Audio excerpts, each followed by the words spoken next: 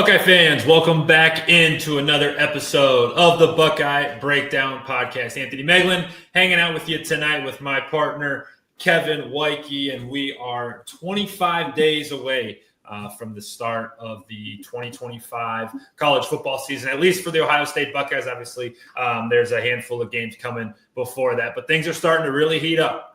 It was an active week down in Columbus. There was a lot of stuff that happened. It was open to the fans, open to the media.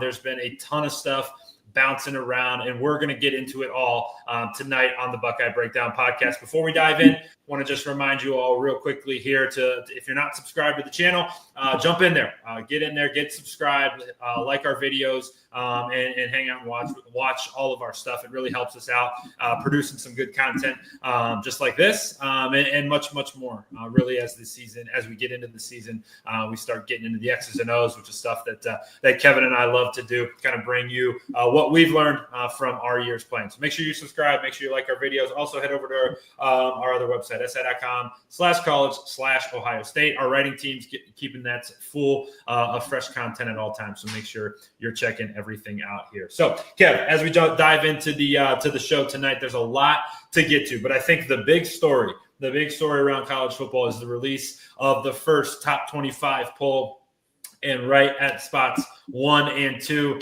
are the Ohio State Buckeyes and the Texas Longhorns. Pretty exciting to see this right here as we kind of gear up for what's going to be an exciting matchup in week 1 of college football. Yeah, normally you don't really see the national champion being 2 in this situation, but it kind of does make sense with the amount of firepower we lost last year. I think this is the first week 1-1-2 matchup in the coaches poll, and I don't even know how long. I think I saw that today on Twitter.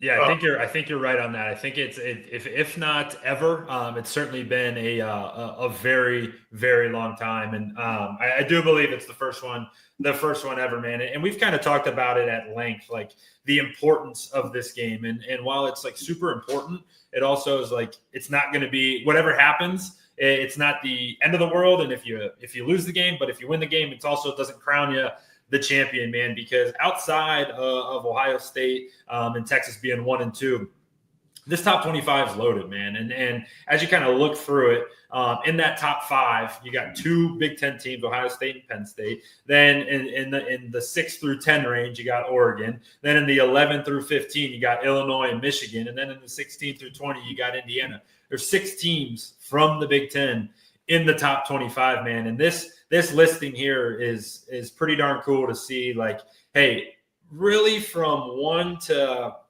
where would you put the cutoff? 1 to 10? I could see any of those teams making a run, and then maybe 1 or 2, maybe Florida, maybe that's it from that kind of that second tier. But there's a lot of teams in here, man, that I think could really make a realistic run at it this year.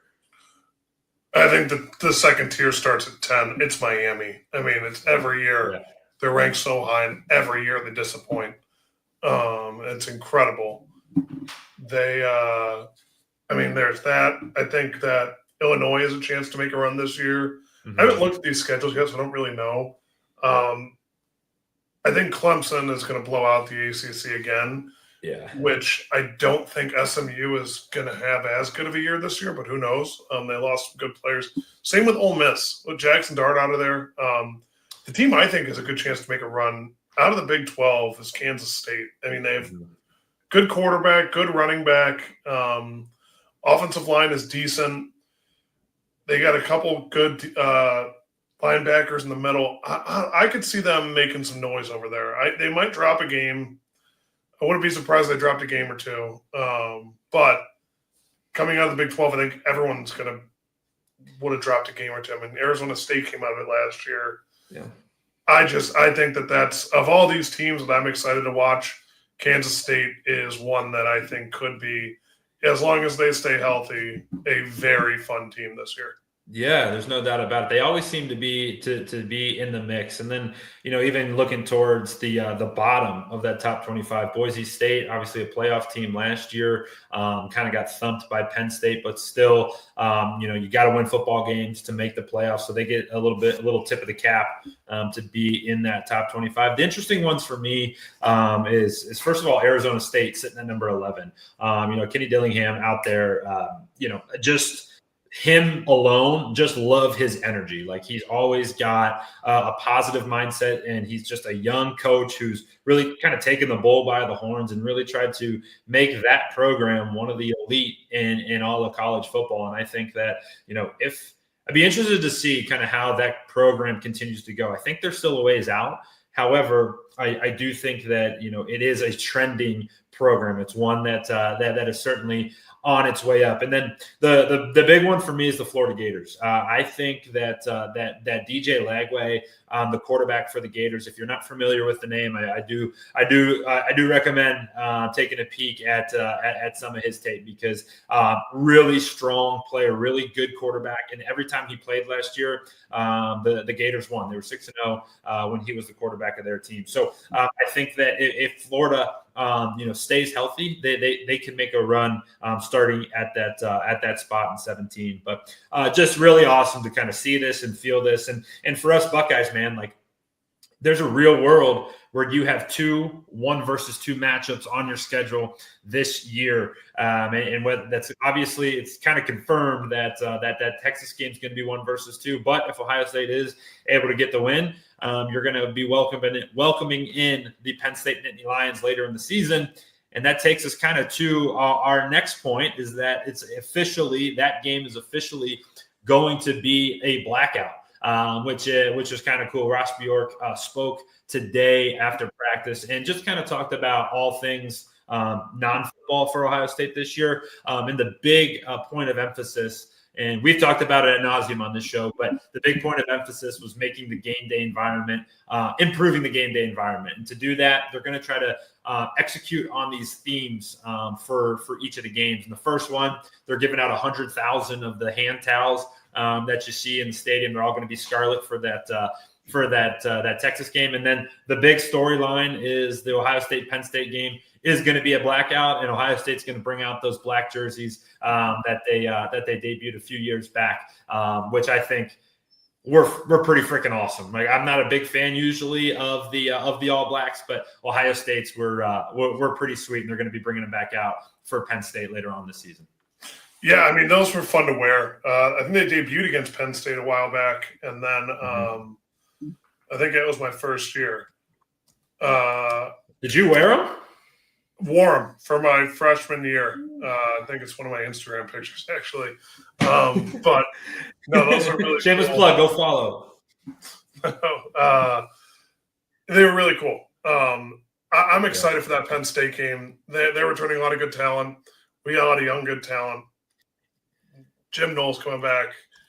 I think it'll be a fun one. Yeah, and it'll be the return of Drew Aller to Ohio. The first time that he played in Ohio, in Ohio Stadium. It didn't go well for him. Obviously, the Cleveland kid, the Ohio kid. So the guy to kind of keep your eye on here for sure. But I think that is also a huge storyline. The return of Jim Knowles to Ohio Stadium, going against the Buckeyes. But that game's going to be November 1st, and the time at the moment is TBD. We all know that is going to be a noon kickoff in Ohio Stadium. So lots of good stuff coming. Lots of good stuff coming from camp today. Kind of on that back end of of the that housekeeping side of things. So so we'll move it right along here, as Kevin has got some technical difficulties going on his side of things, but wanted to take it to Ryan Day. Made a huge statement today in a clip that we're going to play, talking about the offensive line. It's in a spot that it hasn't really been in many seasons, right? The big kind of knock on former offensive line coach Justin Fry was that he was didn't recruit the best talent, didn't recruit the best players, and that was kind of his knock. However, the results of the team that he put together and the group that he put together are starting to come to fruition. Obviously, he's not there anymore. He's now the offensive line coach at the Arizona Cardinals. But the Buckeyes offensive line has been visibly one of the most improved groups from everyone who's seen it. And Coach Day kind of co-signed that earlier today. I'm going to play this video and we'll react to it on the other side. We're still developing the starters. Depth, I feel good. I feel like we have guys, for the first time in a while where, you get into like the 8th or 9th or 10th guy and you're like, well, I feel like that he's going to play for us this year. Maybe in the past we didn't quite feel that way. But the question is like, all right, well, how's this going to play out in terms of the starting five? And, who's the 6th guy in? That's where all the competitions are right now. But the good news is we've got a lot of guys to work with. We're still developing the starters.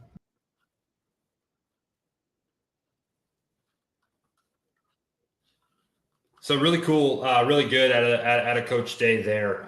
Really talking about the depth that this team has and the depth that they have that they've put together on that offensive line. And one of the big names that's been talked about early on in camp has been Austin Saravold. Saravold was a guy last year that kind of came in late. Obviously, we've talked about it at length.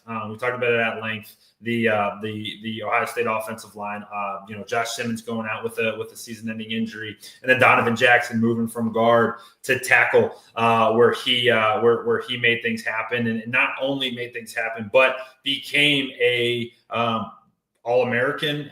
He was an All-American guard, and then he transferred to tackle, and then followed up and continued his incredible play. And that was really the storyline of the season, and how important that offensive line was to the success of the team, and how it continued to grow. And the results of that was a lot of the young guys. The result of a lot of those injuries that happened, a lot of the young guys were forced to play. We're forced to play meaningful snaps. And one of those guys, Luke Montgomery, Saravold is another one.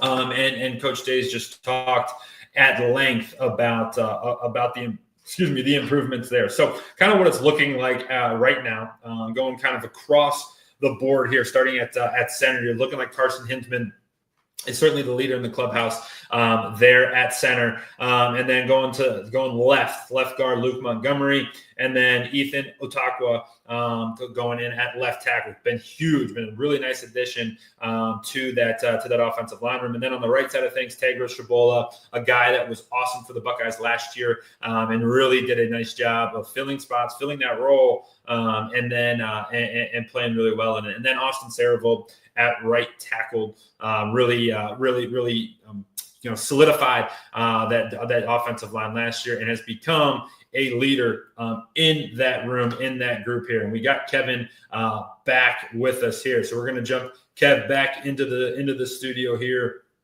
and bring him back in. Kev, after a little technical difficulty here, we're talking offensive line. Coach Day talking about the depth that this team has produced. And what this group is looking like. And I wanted to get your perspective on years past. It's been a little bit of a question mark, right? When you get past that starting five, really didn't know what was coming. The fact that they're looking at 6, 7, 8, 9, 10 guys who are kind of competing for those top 8 spots. What is that like in the offensive line room from like a relationship standpoint? And then also, what are those guys kind of facing when you are, maybe spot 6, 7, and 8, and you're required to do a couple different things in the event that somebody does go down? Yeah, sorry about that. A little clumsy. Kicked the modem out of the sockets. That was fun. Happens to everybody. Watch it reboot. And then, it's different. It's difficult. Some of those guys are going to have to get real smart real quick. I'm not saying they aren't smart, but it's kind of using left brain, right brain with some of it, where it's, you got to get used to doing a stance from both sides of the ball. You got to get used to, like, the starting five will be set. And them having as deep of a line as they have is a good thing. I think that, the ages as well help. Whereas, I have that depth chart pulled up in front of me. You got Luke Montgomery, I mean, you got Double T, you got Carson, and you got Austin, who are pretty. Double T's seasoned, Carson's pretty seasoned, and then you got Austin. You're filling, if you have 7 guys, you're filling 2 slots next year. I think Austin moves back inside next year if you're to where Double T is, and then we'll see who the center is. But the other thing you got to look at is the Armstrong boys. Jake Cook, I think, is a freshman. I might be wrong on that, but there's some guys that they brought in, and credit where credit's due. You know, they got a lot of flack for recruiting, but I mean, they look pretty solid to me. So it'll be interesting to see what they do there. Inside the room itself, though, it's a little competitive, but it's also like it is and it isn't, because you know you're going to get the reps, and you just got to show out and focus on yourself, because the last thing you want to do is be a guy who's detrimental to your team, tries to put down other guys, tries to make them play worse, and then you get hurt or someone else gets hurt and you need them to play well, and they don't trust you. That's the hard part. And that's where the thin line of, I mean, it's the position group with the most people on the field at once. However, unless you go 5 wide. However, it's hard to crack into that starting 5. They rotate in corners. They rotate in receivers. They don't really rotate linemen. That's not common. Yeah. So it'll be interesting to see how they choose to do it. I think Coach Day and the 3 line coaches are going to do a great job at doing that. But who knows? We'll see. Well, yeah, and it's funny you bring up the rotating piece. You know, we talked about it last year when they were going into the Texas game. They were very open about the fact that, hey, they were going to be rotating guards. Remember, it was Luke Montgomery, it was Tegra, and it was Saravold. And they were like, hey, we got to kind of figure it out on the fly. And we talked about how rare that is and how that's really unprecedented. But the result of it was like, hey, a lot of those guys got very quality reps towards the end of the season. And it's very apparent that this offensive line group is not only really good with the starting 5, but the guys behind them are also really good, look the part, and are definitely not going to drop the standard when they come into play. So yeah, the big point is, you said it. You know, the recruiting's been questioned in the past, and questioned rightfully so. But when you see a group that looks the way that this group does, and you hear what the head coach has to say about, hey, I have 10 guys that I can feel comfortable with.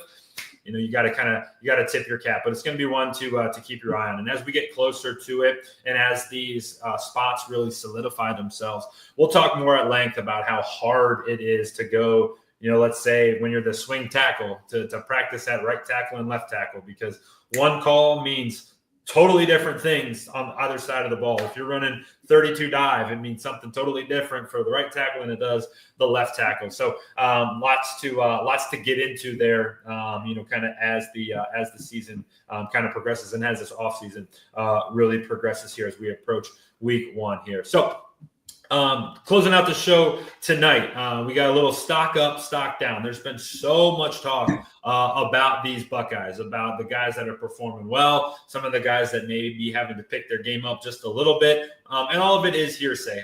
I do think it is really important to be careful about what you see and what you hear.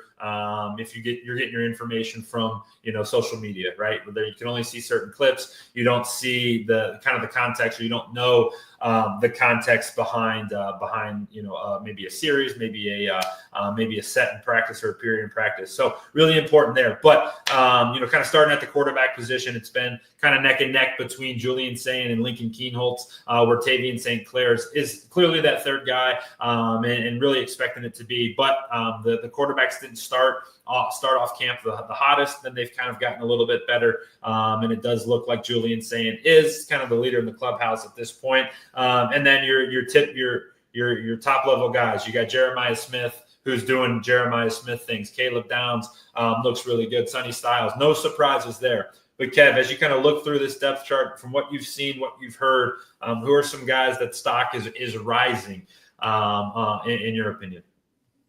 Yeah, I mean, I think someone that I didn't expect to be at the top of the depth chart this early is Bo Atkinson. I thought it would be a rotational thing.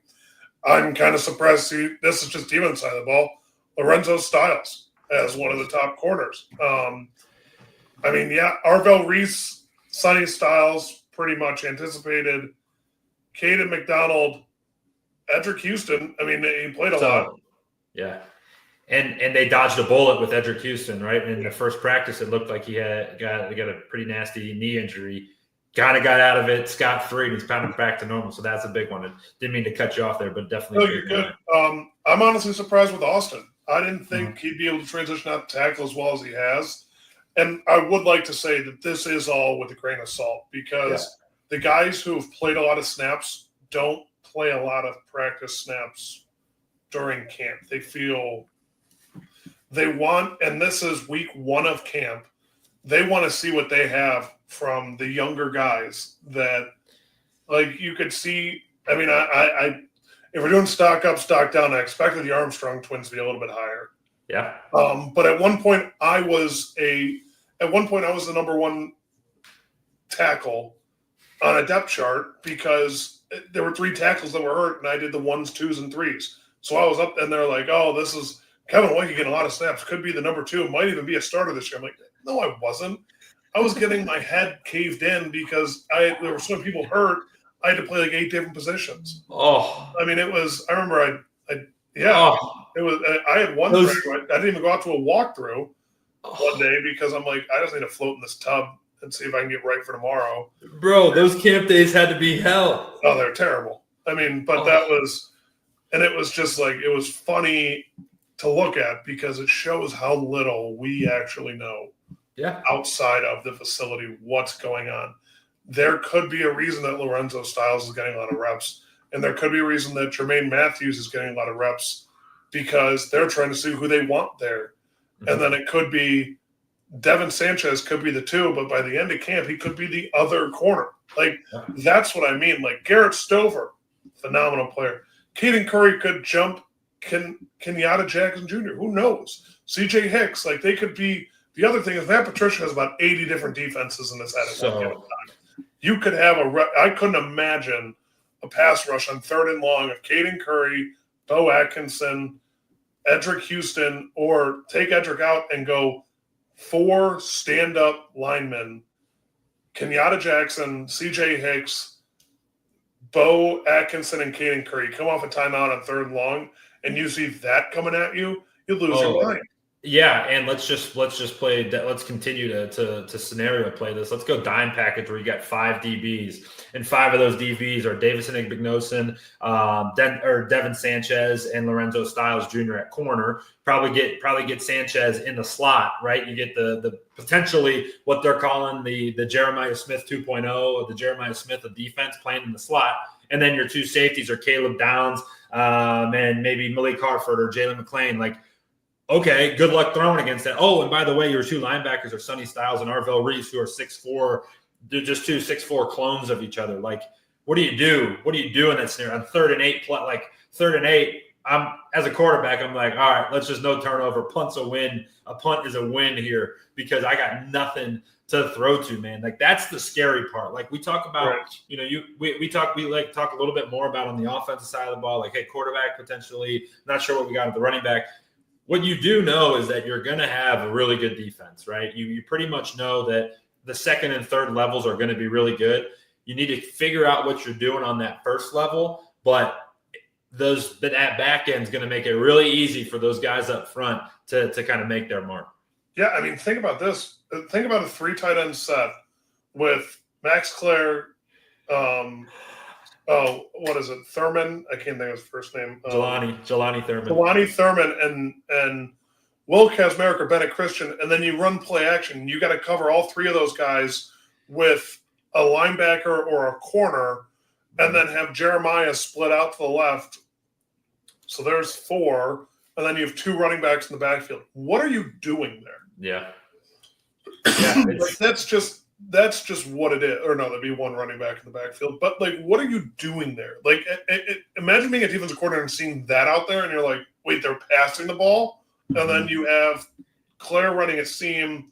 You know, you got Erman running a wheel, whoever, and then you got Kazmarek running an under route, and then you got Jeremiah just saying, "Hey, go have fun out there and see what go crazy, dude." Yeah, and you're one-on-one. How do you cover that? It's insane. You don't, and it is an embarrassment of riches, certainly on the offensive side of the ball from a weapons perspective, and then on the defensive side of the ball, that second and third level of that defense is fantastic. I'm surprised Max Clare didn't make your stock up just for can't go any higher than he can't go any higher. You can't go higher than totally perfect. So some really cool clips coming out of camp. Obviously, we've seen Jeremiah making some crazy catches. Max had a one-hander at the back of the end zone. Important to note too that they do shut down all filming during any of the team sessions for obvious reasons. So obviously keep that in mind. And for the love of God, if you see a quarterback stats tracker, scroll past it. Just scroll all the way past it. Those are the dumbest things in the world. But they have now taken over the world thanks to what's going on in Berea. But we won't get into that. So no, just a lot of good stuff, from camp early on. And now the guys are getting into that second week of camp and really starting to hone in on, we're getting through their installs, getting through the base stuff. And now they're really putting the first string together. They're putting the second string together and really starting to build that chemistry. That's just so important for a team, especially at this point in the season. So they're making their way through the good parts. Nobody's been injured, right? No major injuries. Edric Houston was the scary one, but he came out of that one unfazed. Could have looked pretty bad, or did look bad, but he got out of it. All healthy. Not the same for Texas. Texas lost.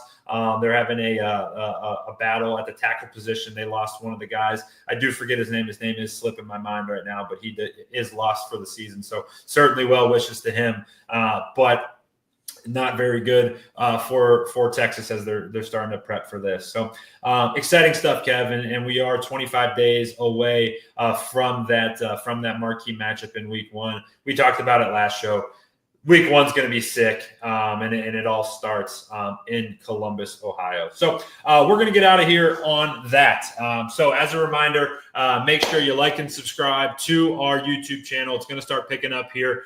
We did say we were going to be down at camp last weekend. We had some stuff come up. I had some work things come up, so I wasn't able to make it down on Saturday. But we're going to continue trudging along here on Ohio State Buckeyes on SI. Going to start getting into more of that X's and O's stuff and start prepping for Texas here over the next couple of weeks. So make sure you're subscribed to the channel. Make sure you're liking, make sure you're checking out the our written content over at Ohio State Buckeyes, si.com/college/Ohio State here. So for tonight, thanks for hanging out with us. I'm Anthony Moeglin, my partner, Kevin Woidke. And until next time here on the Ohio State Buckeyes on SI YouTube channel.